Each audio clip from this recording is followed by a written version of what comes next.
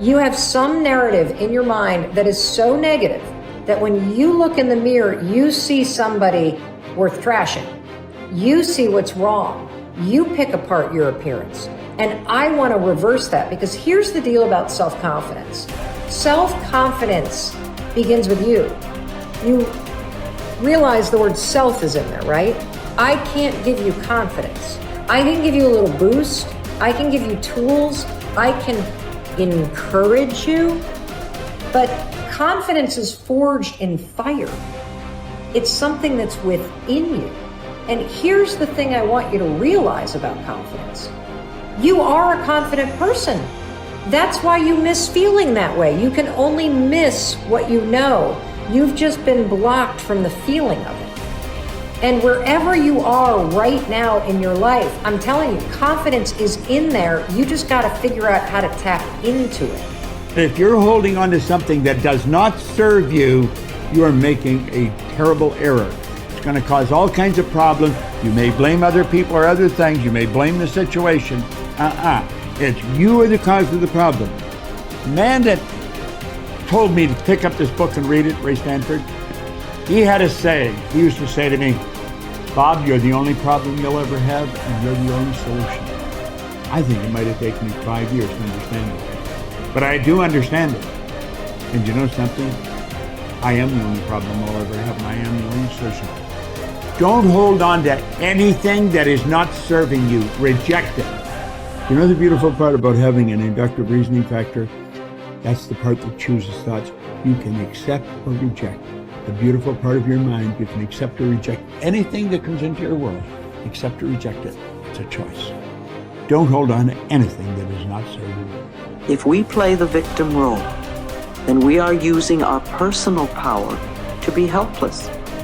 If we decide to accept responsibility, then we don't waste time blaming somebody or something out there. Some people feel guilty for creating illness or poverty or problems. They choose to interpret responsibility as guilt.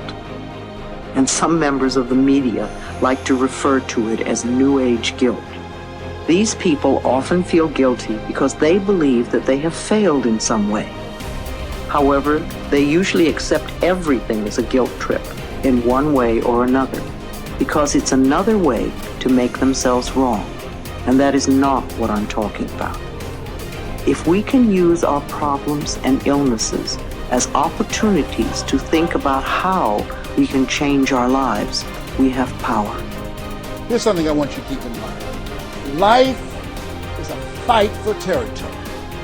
And once you stop fighting for what you want, what you don't want will automatically take over. In the past, if you look at it, people have perceived themselves as victims of everything around them, victims of circumstances. And then we go, I'm sorry, life did not give me those wonderful things that other people have.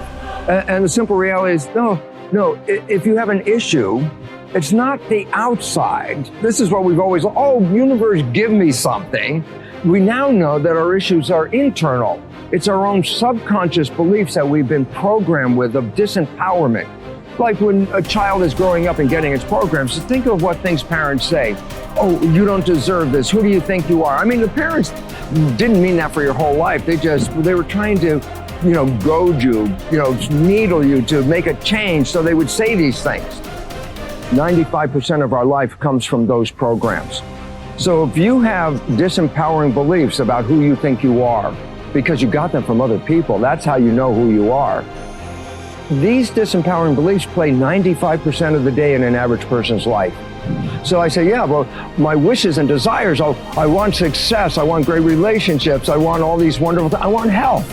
I go, that's conscious mind, because conscious mind's creative. But as science reveals, only 5% of the day are we operating from our own personal wishes and desires. 95% of the day we operate from the programs that we got in the first 7 years.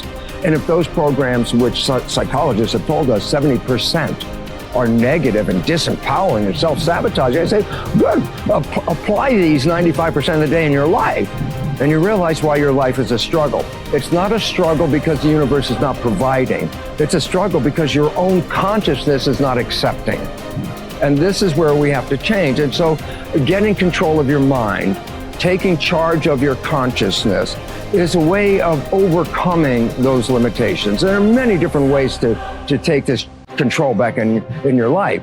And one of them is the ability to, like in yoga, for example, to be the master of your mind and not let it run the monkey mind. Let it run. No, I want this. Don't let this other one go.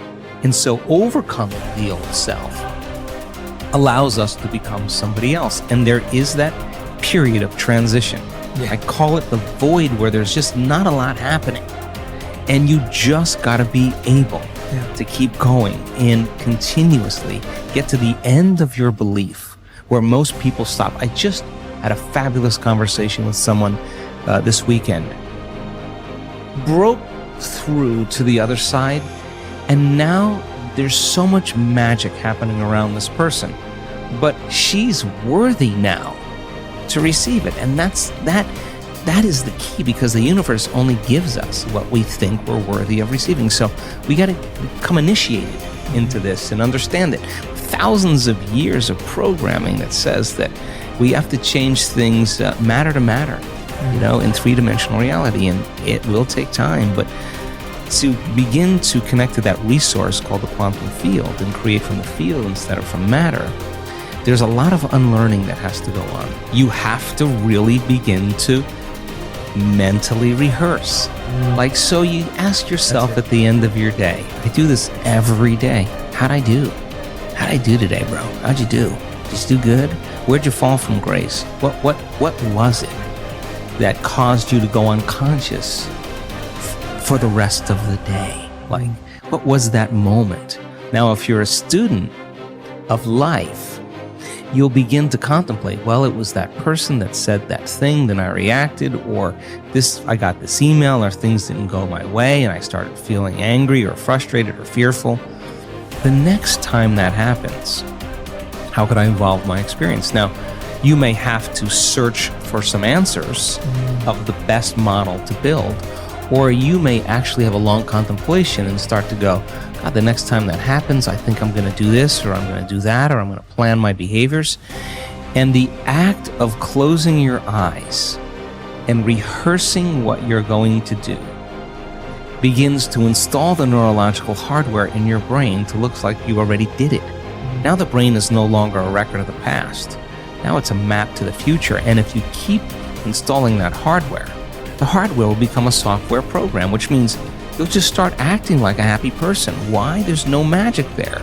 You installed the circuitry. So that's more important than the news. Right. It's more important than answering any email or any text. It's more important than talking about your past. If you want to enjoy self-confidence on the outside, you must practice complete integrity on the inside. The foundation of self-confidence is for you to live your life consistent with your innermost values and principles, while thinking and acting in harmony with your highest aspirations. Men and women with the most solid self-confidence are those who are absolutely clear about what it is they believe to be right and good and worthwhile, and who live their lives consistent with these values. Everything they do or say is an expression of their innermost convictions. Your whole world can fall down around you, but as long as you know that you are doing the right thing, you will have a deep inner sense of calm that will manifest itself in an attitude of confidence and self. In an attitude of confidence and self-assurance in any situation. You will have many ups and downs in life. But what is most important is that you remain true to yourself. Your true values are only expressed in your actions, in what you do. You can tell what you truly believe by observing what you do in any situation in which you have to make a choice, especially when you are under stress and pulled in two directions at once, with opposing demands or responsibilities. This is when your true values are revealed. The action that you take in any given situation will tell you which of your values is uppermost or whether you have any values at all. It is not what you say, hope, wish, or intend, but only what you do that counts. Your choices of the actions you take tell you unerringly who you really are. You can develop within yourself a superb set of values by acting as though you already had those values. You can develop integrity and courage and compassion and confidence by behaving as though you already had these qualities. The more you act the part, especially when you demonstrate these qualities under stress or when you feel like doing or saying something else, the more rapidly these qualities become a permanent part of your mental makeup. The more you practice good values, the more rapidly you become a truly superior person. The keys to developing the unshakable self-confidence that will make everything else possible for you are self-control, self-mastery, and self-discipline. Self-confidence can come directly by behaving in a self-confident manner, but more often it comes indirectly by doing and saying the things and practicing the behaviors that lead to self-confidence. The most important self-development behavior is living consistently with your highest values at every opportunity